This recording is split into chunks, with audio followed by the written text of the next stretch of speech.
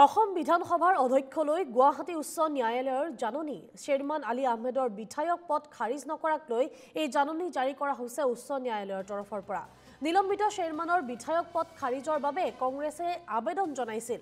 যোৱা 2 মে'ত ৰকিবুল হুছেইনে পুনৰ আবেদন দাখিল কৰিছিল অধ্যক্ষক। আৰু শ্বেৰমানৰ ক্ষেত্ৰত আজি কুপতি ব্যৱস্থা লোৱা নাছিল অধ্যক্ষ বিশ্বজিৎ দৈমাৰীয়ে। উচ্চ ন্যায়ালয়ে অধ্যক্ষৰ লগতে জাননী জাৰি কৰিছে শ্বেৰমান আলী আহমেদকো এই জাননী জাৰি কৰা হৈছে। গোচৰৰ পৰৱৰ্তী শুনানিৰ তাৰিখ 27 ছেপ্টেম্বৰ ধাৰ্য কৰা হৈছে।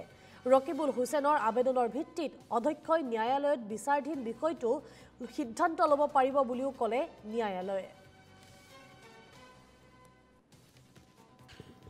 মই অলপ আগতে গম পাইছোঁ ৰকিবুল হুছেইন ডাঙৰীয়াই যোৱা 5 ছেপ্টেম্বৰ তাৰিখে গুৱাহাটী উচ্চ ন্যায়ালয়ত মোৰ বিধায়ক পদ খাৰিজ কৰিবলৈ আবেদন কৰিছিলে আৰু সেই আবেদন অনুসৰি আজি 9 ছেপ্টেম্বৰত গুৱাহাটী উচ্চ ন্যায়ালয়ে মোলৈ নটিচ দিয়া বুলি খবৰ ওলাইছে। স্পীকাৰ চাহাবক, অধ্যক্ষ মহোদয়ক, প্ৰধান সচিব আৰু মোক পাৰ্টি কৰি তেখেতে আবেদন কৰিছে মোক বিধায়ক পদ খাৰিজ কৰিবলৈ।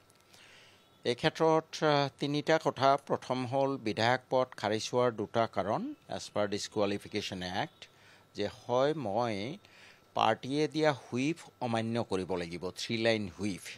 মই এতিয়ালৈ 3 লাইন হুইপ অমান্য কৰা নাই। 2 নম্বৰ কথা হ'ল যে মই পাৰ্টী স্বেচ্ছাই ত্যাগ কৰিব লাগিব।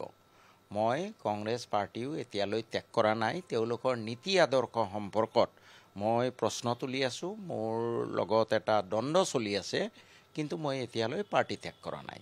তৃতীয়তে, এজন বিধায়কৰ বিধায়ক পদ খাৰিজ কৰিবলৈ আবেদন দিব পাৰে বিধানসভাৰ কোনোবা সদস্যইহে, নাইবা পাৰ্টীৰ লিডাৰে।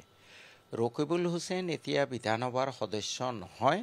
গতিকে মই ভাবোঁ অধ্যক্ষ মহোদয়ে যিহেতু এজ পাৰ ডিছকুৱালিফিকেশ্যন ৰুল 6(2) মতে বিধানসভাৰ সদস্য এজনেহে আবেদন কৰিব পাৰে, আৰু ৰকিবুল হুছেইন যিহেতু বৰ্তমান বিধানসভাৰ সদস্য নহয়, গতিকে the petition deserves outright rejection by the honourable speaker.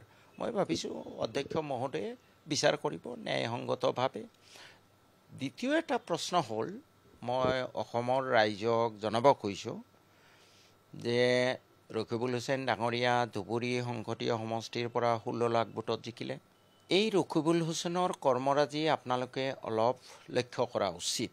যোৱা সংসদীয় নিৰ্বাচনত কমলাক্ষ দে পুৰুষাৰ্থ খোল্লাভাৱে বিজেপিৰ হৈ প্ৰচাৰ চলাইছে, ৰকিবুলৰ হুছেইনৰ বিৰুদ্ধে প্ৰচাৰ চলাইছে। বসন্ত দাসে বিজেপিৰ হৈ প্ৰচাৰ চলাইছে।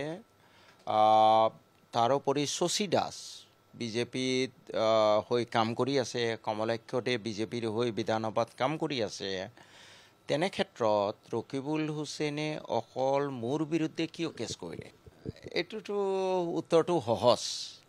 ৰকিবুল হুছেইনৰ অতীত চৰিত্ৰত তেওঁ মুছলমানক বা নিজৰ জনগোষ্ঠীক মাৰি পেলাই তেওঁ ডাঙৰ নেতা হ'ব খোজে। আৰু ইয়াতো সেই একেটাই টেকটিক্স। কমলাক্ষ দে পুৰুষাৰ্থ, বসন্ত দাস, শশী দাসৰ বিৰুদ্ধে তেওঁৰ অভিযোগ কৰাৰ সাহস নাই। কিন্তু শ্বেৰমান আলী আহমেদ মিয়া জনগোষ্ঠীৰ মানুহ, নৰম মাটি। গতিকে শ্বেৰমান আলীক ডেগাৰ মাৰি যদি ৰকিবুল হুছেইন আৰু এখন আগবাঢ়ি যাব পাৰে, সেইটোৱে চেষ্টা হ'ব।